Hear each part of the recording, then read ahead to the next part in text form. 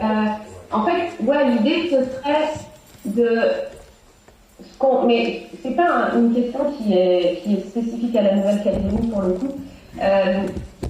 Je pense qu'on se rend tous compte, peu importe où on vit, sur le territoire français, qu'on décide très peu et que les décisions, notamment sur les règles du jeu, elles se font sans nous, voire contre nous. C'est-à-dire, on nous impose des choses.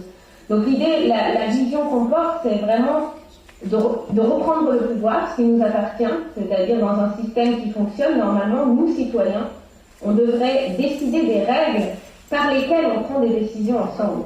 Et ces règles, de toute façon, elles ne seront pas les mêmes qu'on habite en Nouvelle-Calédonie, qu'on habite en Ardèche, qu'on habite à Grenoble, qu'on habite à La Réunion.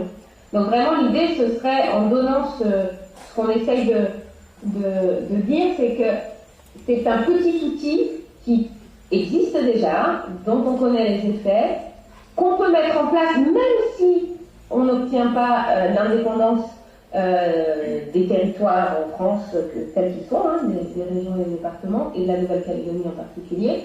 Et c'est vraiment la philosophie que vous dites, c'est-à-dire la question des règles du jeu, de ce qui fait notre vivre ensemble, c'est trop important pour que ce soit décidé par un tout petit nombre de personnes. Il faut que nous tous, on puisse consentir à ces règles-là, faire des propositions, parce qu'il y a des bonnes idées qui peuvent émerger de partout.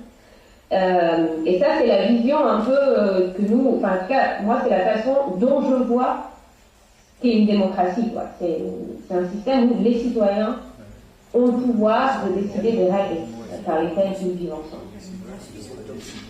Et parallèlement, si je puis dire, par rapport à votre intervention, si on avait l'initiative en Nouvelle-Calédonie, c'est-à-dire que si l'initiative des points sur lesquels on va voter venait de la société calédonienne, au lieu de venir du gouvernement français, évidemment, les propositions des changements sur lesquels on va voter sont beaucoup plus pertinents. On peut être pour, on peut être contre, mais au moins, l'alternative qu'on nous propose est pertinente. Vous voyez ? Ce qui fait que quand c'est comme ça permet les gens de pouvoir, disons, discuter calmement, tranquillement, parce que nous n'avons pas une troisième institution qui sort de nulle part et qui prétend faire l'arbitre quand personne l'a choisi pour le faire, n'est-ce pas? Voilà, ça je voulais ajouter ce point. La France est un pays jacobin, comme vous le savez. Ce n'est pas la Suisse, ce n'est pas l'Hongrie, ce n'est pas l'Australie. Et donc tous décident à Paris, malheureusement. Moi je suis favorable à vos référendums d'initiative populaire, ça c'est sûr, c'est le système grec. Hein. Alors il y a aussi un problème, c'est que le président Macron, après les Gilets jaunes, avait institué des réunions citoyennes, mais n'en a pas tenu compte. Notamment le vote blanc, qui aurait dû être institutionnalisé, ne l'a pas été. Or, le vote blanc est très important dans une démocratie. Comment voulez-vous qu'on avance avec un président qui réagit comme ça? Et pour revenir à ce que disait la dame, on n'a pas de statut actuellement en Nouvelle-Calédonie. Il nous faut un statut définitif. Ça fait 40 ans qu'on nous banane avec des référendums. Nous, on ne veut plus de ça, c'est des citoyens.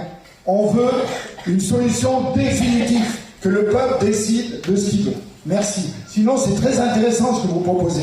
C'est utopique. Est-ce qu'on peut produire ce changement en France sans